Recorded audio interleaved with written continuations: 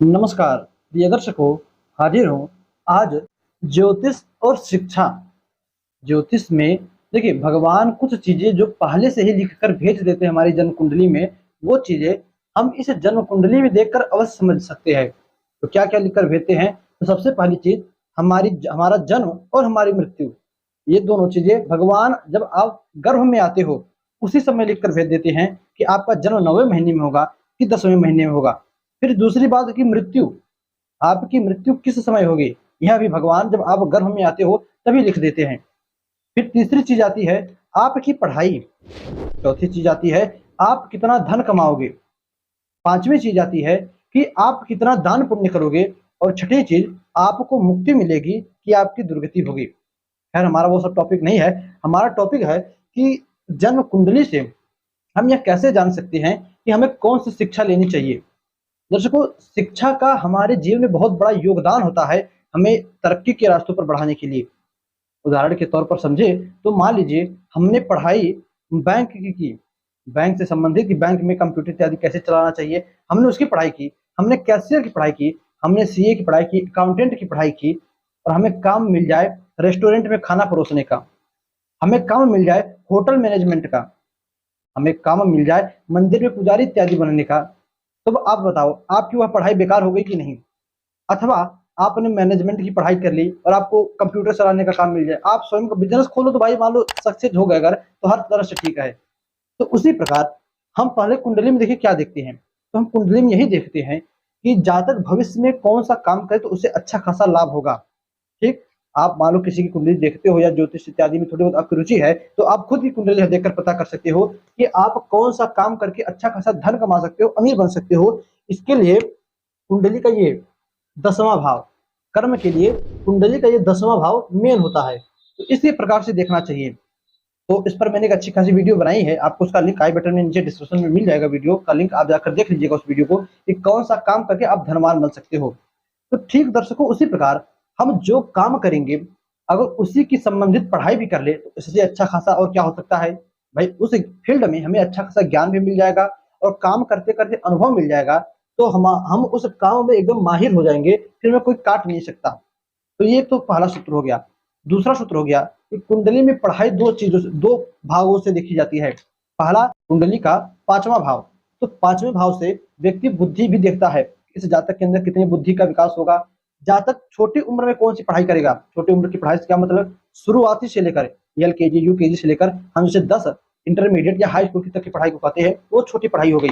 फिर जो बड़ी पढ़ाई, कोई कोर्स हो गया, बीए एमए इत्यादि की पढ़ाई हो गई, वह कुंडली के 9वें भाव से देखी जाती है। आप कुछ लोगों को देखो तो वह बचपन में पढ़ने में बहुत ब्रिलियंट होते हैं, किंतु जैसे ही बीए एमए का कोर्स करते हैं तो शुरुआत की जो पढ़ाई होती है वह भी उनसे ढंग से नहीं हो पाती। अथवा यो कहे कि कुछ लोग बचपन की पढ़ाई में बिल्कुल बेकार होते हैं, स्कूल जाते ही नहीं, किंतु बीए एमए की पढ़ाई में टॉप कर जाते हैं। तो दर्शकों, इसीलिए कुंडली में जो पढ़ाई के भाव हैं वह दोनों अलग अलग हो जाते हैं। एक शुरुआत की पढ़ाई अलग हो गई और एक बड़ी होकर उसकी पढ़ाई अलग हो गई। तो इसी तरीके से अब हमें काम से संबंधित देखना है कि हमें आगे फील्ड में जो हम काम करेंगे उसके अनुसार पढ़ाई करनी है। तो देखिए, एल के जी से लेकर जो हाई स्कूल तक की पढ़ाई होती है वो लगभग लगभग सभी की एक जैसी होती है। वहां तक की पढ़ाई का हमें किसी प्रकार से कोई लेन देन नहीं होता। किंतु जब हम हाई स्कूल पास करके निकलते हैं या इंटर पास करके निकलते हैं, उसके बाद अक्सर तो हम विद्यार्थियों के सामने यही प्रश्न आता है, भैया अब तो पढ़ाई हो गई, अब आगे क्या करना है? अब आगे क्या करना है? यदि आप विद्यार्थी दौर से गुजरे होंगे तो यह प्रश्न आपके समक्ष भी आया होगा। चाहे आपके दोस्त के सर्कल के कोई पूछ ले, चाहे आपके रिश्तेदार पूछ ले, कोई भी पूछ सकता है, मास्टर इत्यादि टीचर इत्यादि पूछ ले कि अब आगे क्या करना है। तो वह आप अपने जन्म कुंडली के इस 9वें भाव से पता कर सकते हो कि अब आगे क्या करना है। दर्शकों, अब देखिए आपकी कुंडली के इस 9वें भाव में कौन सा ग्रह बैठा है। सबसे पहले देखिए कि कौन सा ग्रह बैठा है। राशि कौन सी बनी उससे मतलब नहीं, राशि भी मायने रखती है, किंतु पहले ये देखिए ग्रह कौन सा बैठा है। यदि आपकी जन्म कुंडली के इस 9वें भाव में सूर्य बैठ जाए, चंद्रमा बैठ जाए, मंगल बैठ जाए, तो चंद्रमा तो कम लेकिन सूर्य मंगल, जातक को डॉक्टरी की लाइन में, जातक को सरकारी फील्ड में, सरकारी किसी भी नौकरी में, जो कि मंगल हो गए चीर फाड़ डॉक्टरी की लाइन में हो गया, किसी भी प्रकार का डॉक्टर हो गया, चाहे सर्जन हो जाए, चाहे दांत का हो जाए, आंख का हो जाए, नाक का, कान का, गला का, सीने का, किसी भी प्रकार का डॉक्टर मंगल से बनता है। सूर्य हो जाए तो ऐसा जातक जो है राजनीतिक क्षेत्र की पढ़ाई, जैसे किसी का पीए भी बन भी सकता है, पीए बनने का कोर्स कर ले, सलाहकार का कोर्स कर ले। सीए एक करके होता है, पीए अलग हो गया, सीए जिसे हम कहते हैं चार्टेड अकाउंटेंट। सीए की पढ़ाई, तो सीए की पढ़ाई सूर्य से सलाहकार, भाई सूर्य जो सलाहकार के अंतर्गत आते हैं, सूर्य राजनीतिक विभाग क्षेत्र के अंतर्गत आते हैं, सूर्य आपको कला विज्ञान में माहिर कराते हैं। तो 9वें भाव में सूर्य की राशि बन जाए तो आप आर्ट विषय ले सकते हो।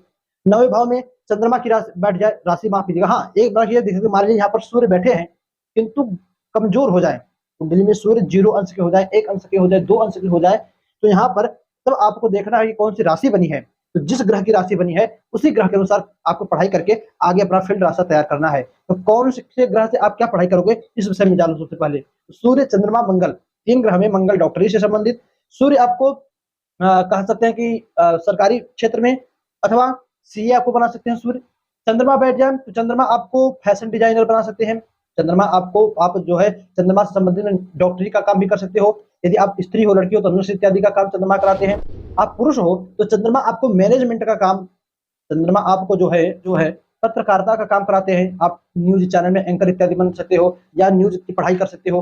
होटल मैनेजमेंट का जो कार्य होता है वह भी चंद्रमा के अंतर्गत आता है। सूर्य के अंतर्गत जैसे बतला ही दिया, आप किसी राजनीतिक क्षेत्र में किसी का पीए बन सकते हो।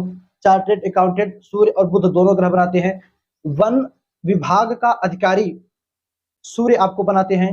सूर्य आपको जो है आयुर्वेदिक दवाओं के ज्ञाता, आयुर्वेदिक दवाओं को बनाने वाले जो अधिकारी होते हैं वह बन सकते हो।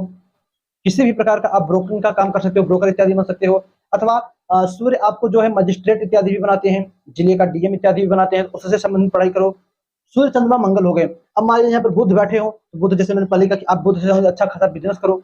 बुध आपको सीए बनाते हैं। बुध यहाँ पर बैठे हैं तो आप जो पुस्तकें बनती हैं, जो पुस्तकें छपती हैं, उनमें भी कई सारे काम होते हैं। पन्नों को रखने का, भाई एक फॉर्म इत्यादि करके क्या होता है तो मुझे नहीं पता, किंतु कुछ फॉर्म करके होता है, उसकी भी पढ़ाई होती है। सीए भी बुध बनाते हैं। बुध से आप कहीं का भी मैनेजर बन सकते हो, बुध आपको मैनेजर बनाते हैं। चाहे बैंक का मैनेजर की पढ़ाई करो, बैंक मैनेजरिंग की, अथवा किसी भी होटल मैनेजमेंट में जो मैनेजर होते हैं वहां का मैनेजर का पढ़ाई कर लो, आप वहां बन सकते हो। इसी प्रकार जो देवगुरु बृहस्पति है वह आपको टीचर बनाते हैं। यहाँ पर बृहस्पति बैठे हो या बृहस्पति की राशि 9वें भाव में बने तो आप जो है टीचर का काम हो गया, पुजारी का काम हो गया। भाई पुजारी, देखिए पुजारी का काम तो सिर्फ है कि घंटा घड़िया उठा ले चल दिए पूजा कराने। पंडित, पांडित्य कर्म भी, कर्मकांड में भी, अब जैसे मान लीजिए हम ही बैठे हैं तो आज आपको जो बतला रहे बोर्ड पर, यहाँ तो हमने कहीं ना कहीं पढ़ा होगा तब आज आपको बतला रहे हैं। तो पांडित्य कर्म भी पहले पढ़ाई जरूरी होती है। भले ही आपके यहाँ चाहे जैसे ब्राह्मणों, किंतु पांडित कर्म जब तक अच्छा खासा ज्ञान ना हो, आप पांडित कर्म की पढ़ाई ना करो, आप पारंगत नहीं हो सकते। तो पांडित कर्म की पढ़ाई कर सकते हो। गुरु आपको जो है कैसर इत्यादि बनाते हैं, कोषाध्यक्ष बनाते हैं। कहीं पर किसी भी प्रकार का गुरु का काम हो, जहाँ पर पूज्य इत्यादि का काम होता है, जैसे किसी भी चीज का कल सीईओ, जो सीईओ होता है कंपनी में सबसे बड़ा होता है, सभी का पूज्य होता है, तो कहीं का सीईओ बनना है तो कुंडली में 9वें भाव को देखिए, क्या गुरु बैठे हैं, गुरु की राशि बनी है। अगर बैठे हैं और कमजोर है तो उपाय करके गुरु को मजबूत करके आप उसकी पढ़ाई करके अच्छी खासी नौकरी कर सकते हो सीईओ की। और आगे बढ़े तो यहाँ पर यदि शुक्र बैठे हो या शुक्र की राशि बनी हो तो शुक्र आपको नौसेना में भेजते हैं। शुक्र आपको लग्जरी व्यवस्थाओं में, जैसे कपड़े का शोरूम खुलवाते हैं। शुक्र आपको जो है आप ये कह सकते हो जो 4 व्हीलर 2 व्हीलर होता है इसका शोरूम खुलवाते हैं। शुक्र आपको जो है किसी भी प्रकार का कलाकार बनाते हैं, अभिनेता बनाते हैं, हीरो हीरोइन, नाटक इत्यादि का। और शुक्र से संबंधित संगीत का काम हो गया, आप संगीत भी सीख सकते हो, संगीत भी पढ़ाई कर सकते हो। शुक्र जो है ट्रांसपोर्टिंग का काम, डीलिंग इत्यादि का काम, जमीन के मैनेजमेंट का काम, जमीन ब्रोकिंग का काम करवाते हैं। तो इसमें भी जब तक एक अच्छा खासा ज्ञान ना हो, ब्रोकिंग का भी अच्छी खासी ज्ञान ना हो, तब तक आप ये काम को कर नहीं सकते। तो चाहे आप पढ़ाई करो, चाहे किसी के अंतर्गत रहकर उस काम को सीखो, वो अभी एक ज्ञान लेना हुआ। मान लीजिए यहाँ पर आपको ब्रोकिंग का ही काम करना है, मंगल बैठे हो गए तो जमीन का ब्रोकिंग का काम हो गया, शुक्र बैठे हैं तो जमीन की ब्रोकिंग का काम हो गया। तो आप किसी के अंडर रहकर पहले सीखो कि काम कैसे करते हैं। भाई यह सब जमीन इत्यादि की ब्रोकिंग का काम भी कोई करवा ले और आपके कहने से कोई जमीन खरीद ले, भले ही अच्छा खासा सौदा, तो जब तक आपका उसमें मुनाफा ना होगा तो आपके क्या मतलब। तो वह भी सामने वालों को कैसे सेटलमेंट करना है वह भी सीखना एक कला है। तो किसी के अंडर रहकर आप सीखोगे ही। शुक्र हो गए, शनि की यहाँ पर राशि बन जाए, शनि बैठे हो तो आप जो है वकीलों का काम हो गया, और जो जज हो गए उनकी पढ़ाई कर सकते हो, वकालत की पढ़ाई कर सकते हो। शनि जो है तंत्र विद्याओं के भी ज्ञाता होते हैं, तो आप यहाँ पर तंत्र ज्ञान भी ले सकते हो, आपको जल्द ही तंत्र ज्ञान में लाभ मिल जाएगा। शनि बैठे हैं तो आप ड्राइवरी का भी काम कर सकते हो या ड्राइवरी का भी ज्ञान ले सकते हो। कोई गाड़ियों का कारखाना हो तो वह भी सीख कर कैसे बनाते हैं उसका भी काम कर सकते हो। तो उसको इसी प्रकार सूर्य से राहु केतु पर्यंत, राहु केतु बैठे हैं, देखिए राहु केतु तो छाया ग्रह माना गया है, राहु केतु केतु सिर्फ बैठे कुंडली के नवम भाव में, राहु या केतु, तो वो उस स्थान पर मैं कहूंगा देखिए कौन सी राशि बनी है। यदि राशि वहां पर अच्छे ग्रह की बनी हो और ग्रह कुंडली में मजबूत हो, तब उस ग्रह के अनुसार काम करना चाहिए। और राहु केतु बैठे हैं नवम भाव में और नवमांश में भी देखने पर राहु केतु यहाँ पर बैठे हो, तब आप जो समझे राहु केतु से जुड़ा काम करना है। तब आप राहु केतु से जो भी शेयर मार्केट का काम, सट्टा बाजारी का काम, जो भी समझे 2 नंबर का काम हो गया, जैसे जुआ हो गया, ड्रीम इलेवन चल रहा है, क्रिकेट इत्यादि का ज्ञान लेकर उसमें भी आप अच्छा खासा कमाई कर सकते हो। सांपों का काम हो गया, ऐसे भाई सब कहना नहीं चाहिए, लीगल काम है, करने से अच्छा है कोई अच्छा। राहु के अंतर्गत भी अच्छे अच्छे काम आते हैं, जैसे राहु के अंतर्गत कंप्यूटर का काम हो गया, दवा विक्रेता का काम हो गया। उसके बाद जो बिल्डर होते हैं, जो बिल्डिंग मटेरियल का काम करते हैं, बिल्डर होते हैं जो बिल्डिंग बनवाते हैं, उसका काम राहु के अंतर्गत आता है। तो जो भी आपको अच्छा लगे, बिल्डिंग बनाने का जो इंजीनियरिंग का काम होता है उसकी भी पढ़ाई होती है, उसी सबसे संबंधित आप पढ़ाई करके आगे भविष्य में काम कर सकते हो। दर्शकों, उम्मीद करता हूँ कि आज का यह जो विषय रहा होगा आपको अच्छा खासा पसंद आया होगा और आपके काम का रहा होगा। दर्शकों, बस आज के इतना ही। यह विषय आपको पता था कि नहीं, और पता था तो और बतलाइए। एक ग्रह को मैं छोड़ता हूँ, केतु को। राहु के ही समान कुछ काम आते हैं, किंतु केतु के कुछ भिन्न काम होते हैं। आपको कमेंट में बताइएगा, आपको पता था कि नहीं पता था। अगर पता था तो केतु क्या क्या काम करवाते हैं, कमेंट में बताइएगा, हमें भी जानकारी होगी। तो चलिए दर्शकों, बस आज के इतना ही। इजाजत दीजिए। इस कार्यक्रम में आपको कोई प्रश्न करना हो, कुछ पूछना हो, तो कमेंट में आपका स्वागत है। चलिए इजाजत दीजिए, पुनः से मुलाकात होगी किसी नए वीडियो में नए टॉपिक के साथ। तब तक के लिए नमस्कार।